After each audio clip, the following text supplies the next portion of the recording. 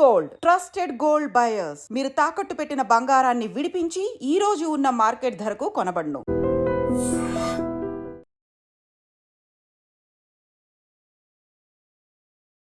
Hi hello నమస్తే, welcome back to iDream media.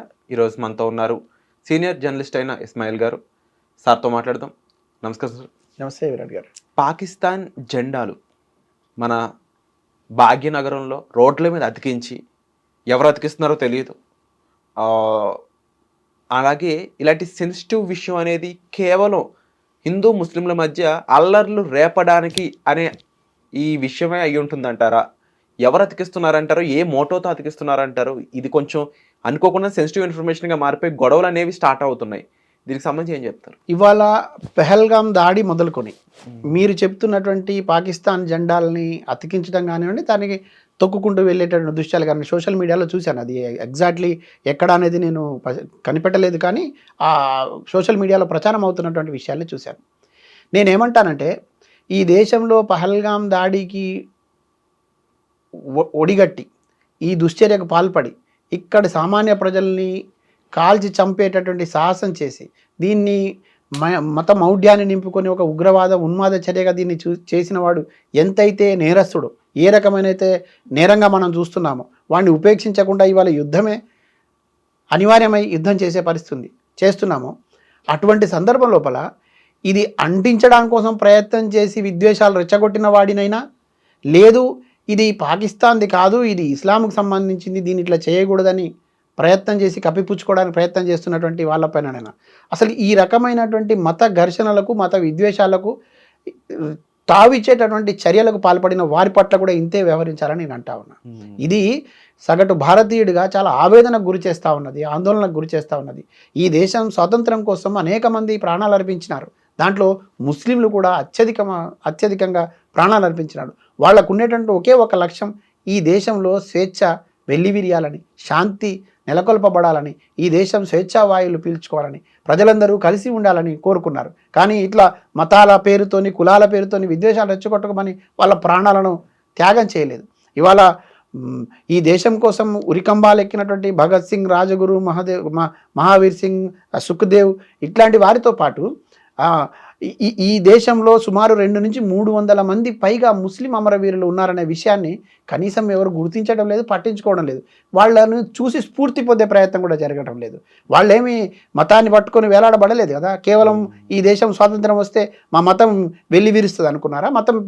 మతం పెరుగుతుందని కోరుకున్నారా? వాళ్ళు ఇక్కడ స్వేచ్ఛ కావాలనుకున్నారు కదా, విముక్తి బానిసత్వం పోవాలనుకున్నారు కదా, స్వేచ్ఛ కావాలనుకున్నారు కదా.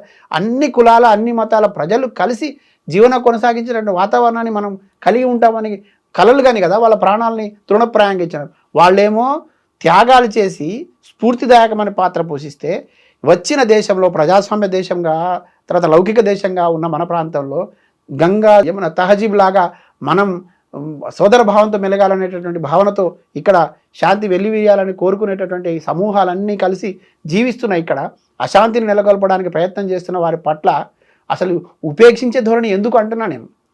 అసలు ఉపేక్షించే ధోరణి ఎందుకు? వాడు హిందువా, ముస్లిమా, ఇంకొకడా? వాడు మత ఘర్షణలు సృష్టించాలనే ఆలోచన వచ్చిన వాడు, మత ఘర్షణల ద్వారా లాభపడాలని, ఈ దేశంలో ఈ దేశాన్ని విచ్ఛిన్నం చేయాలని చూస్తున్నవాడు దేశద్రోహి అంటా నేను.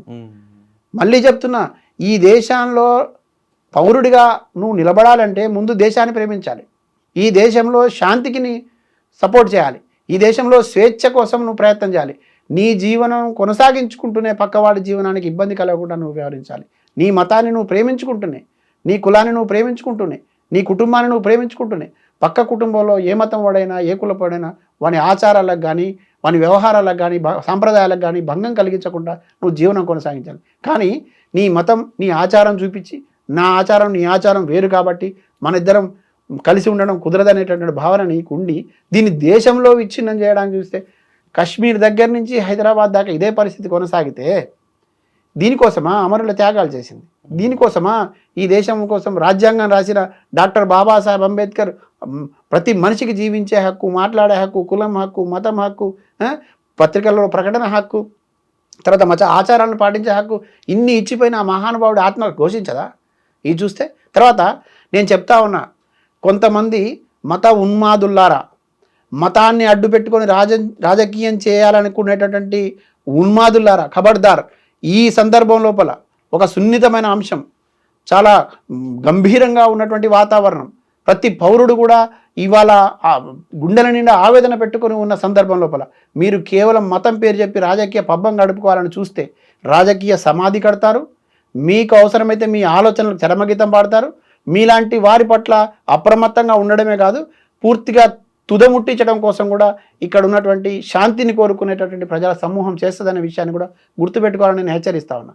ఇప్పుడు ఈ ప్రాంతంలో ఇటువంటి ఘటనలు జరుగుతున్నప్పుడు కూడా ఒక బానిసలాగా బానిసత్వం చేసేటటువంటి రాజకీయాల నాయకుల్లాగా మారిన వాళ్ళు ఈ నాయకుల్లో పలుకుబడి కలిగిన వాళ్ళకు బానిసలుగా ఉంటామని కొంతమంది అనకూడదు కానీ అధికారులుగా ఉన్న వాళ్ళు ఏం చేస్తున్నట్టు?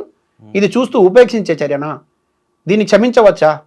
ఇటువంటి పునరావృతం కాకుండా కట్టుదిట్టమైన చర్యలు తీసుకోవాలంటే ఏంటి చేయాల్సింది? కఠినంగా శిక్షించడం కాదా?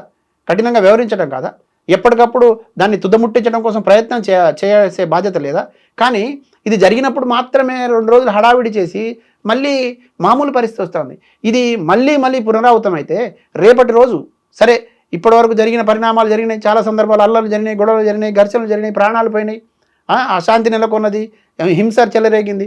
ఇప్పుడు అంతా కోలుకొని ఒక పరిస్థితికి వస్తున్నప్పుడు మళ్ళీ ఈ వాతావరణం చెడగొట్టే శక్తుల పట్ల అప్రమత్తంగా ఉండాలా వద్దా? కఠినంగా శిక్షించాల్సిన అవసరం ఉంది. అధికారులు కూడా ఉపేక్షించవద్దని నేను వేడుకుంటున్నా. ఎవరైతే వ్యక్తులు కానివ్వండి, వ్యవస్థలు కానివ్వండి, శక్తివంతమైనటువంటి దాంట్లో ఉండి ఇది నడిపిస్తున్నామనేటటువంటి ఎవరైనా కానివ్వండి, వారి పట్ల సీరియస్గా వ్యవహరించాల్సిన అవసరం. మనం భారతదేశ పౌరులం కదా, ఈ దేశాన్ని కాపాడుకోవాల్సిన అవసరం ఉన్నది కదా, ఈ దేశంలో ఉన్నటువంటి శాంతి నెలకొల్పాల్సిన అవసరం ఉంది కదా. ఈ ప్రాంతం కూడా చాలా అద్భుతమైన ప్రాంతం అండి. పాత బస్తీని ఇవాళ విలన్ రూపంలో చిత్రీకరించే పరిస్థితి, విలన్గా మార్చే పరిస్థితి కారకులైన వాళ్ళ పట్ల ప్రజలు చాలా అసహించుకుంటున్నారు. ఈ ప్రాంతం గంగా జమున తహజీబ్ లాంటి వాతావరణం కలిగినటువంటి ఈ ప్రాంతం, 400 ఏళ్ల నాటి చరిత్ర కలిగినటువంటి ప్రాంతం. ఇక్కడ వందలు వేల మంది చనిపోతున్నప్పుడు ఆ చనిపోతున్నటువంటి వాళ్లకు కాపాడమని కోరుకుంటూ అన్ని దేవతలు అన్ని గుళ్ళు గోపురాల్లాగానే చార్మినార్ లాంటి ఒక నమూనా కూడా రూపొందించి ఇక్కడ నిలబెట్టినటువంటి ప్రాంతం. బస్తీ డెవలప్మెంట్ లేకుండా వెనకబడిపోయింది అనడంలో మీరేమంటారు? 100% వెనకబడిందండి. దాంట్లో నిజం ఉంది, అబద్ధమేముంది? అది వెనకబాటు కారణం ఎవరో ప్రజలు ఆలోచించాలి, వెనకబడేసిన వాళ్ళు ఎవరో ప్రజలు ఆలోచించాలి. ఈ దేశంలో అత్యధికంగా కాలం పరిపాలించిన వాళ్ళు సిగ్గుపడాలి, ఈ ప్రాంతంలో అత్యధిక కాలం పరిపాలించిన వాళ్ళు సిగ్గుపడాలి. అక్కడ ప్రజల చేత ఎన్నుకోబడి పాలనలో అధికారంలో ఉండి కూడా చేయలేని వాళ్ళు సిగ్గుపడాలి. తర్వాత ఈ ప్రజాస్వామ్యం కల్పించిన హక్కులో భాగంగా ప్రజాప్రతినిధిగా నిలబడడం, గెలవడం మీకెంతైతే బాధ్యతగా హక్కుగా ఫీల్ అవుతున్నారో, ఒక ఓటు హక్కును కలిగి ఉన్నవాడు ప్రతి సామాన్యుడు కూడా ఆశ కలిగి ఉండి ఏదో చేస్తారనేటటువంటి ఉద్దేశంతో కదా గెలిపించుంటారు. గెలిచి మీరు ఈ రకమైనటువంటి కనీస అభివృద్ధికి సంబంధించి వైపు వెళ్లకుండా ప్రజల్ని మభ్యపెట్టేటటువంటి ప్రయత్నంలో ఉండడం అనేది ఇది దుర్మార్గం అంటాను నేను. దీంట్లో నుంచి ప్రజలు కూడా ఆలోచించాలి, చైతన్యంగా వ్యవహరించాల్సిన అవసరం ఉంది. ఇప్పటికి కూడా మించిపోయింది లేవండి, ఇప్పటికి కూడా మించిపోయింది లేదు. అద్భుతమైన అభివృద్ధి జరిగేటటువంటి అవకాశాలు ఇక్కడ ఉన్నాయి. హైదరాబాద్ మొత్తంలో జరుగుతున్న పాత బస్సులు ఎందుకు జరగకూడదు? పాత బస్సులో అడ్డుకుంటున్నది ఎవరు? అక్కడ ప్రజలతో ఆడుకుంటున్నది ఎవరు? వాళ్ళ మనోభావాలతో ఆడుకుంటున్నది ఎవరు? వాళ్ళ అమాయకత్వంతో ఆడుకుంటున్నది ఎవరు? పేదల్ని మరింత పేదరికంలోకి నెట్టివేసే వాళ్ళు ఎవరు? ఇవాళ పేద ముస్లింలంతా ఏ పూటకు ఆ పూట తిండి కోసం కష్టపడాల్సిన పరిస్థితి అక్కడ ఉన్నది. ఎందుకు ఈ పరిస్థితి ఉండాలి? దానికి కారణం ఎవరు? ఈ పేదరిక నిర్మూలించాల్సిన అవకాశం ఉండి కూడా కానీ పేదల్ని పేదలుగానే ఉంచేటటువంటి పరిస్థితి. ఇవాళ పండగ పబ్బాలకు కూడా కనీసం 3 పూటలు భోజనం చేయలేని పరిస్థితిలో ఇక్కడ పాత బస్తీలో ముస్లింల కుటుంబాలు వందలుగా ఉన్నాయి, వేలుగా ఉన్నాయి.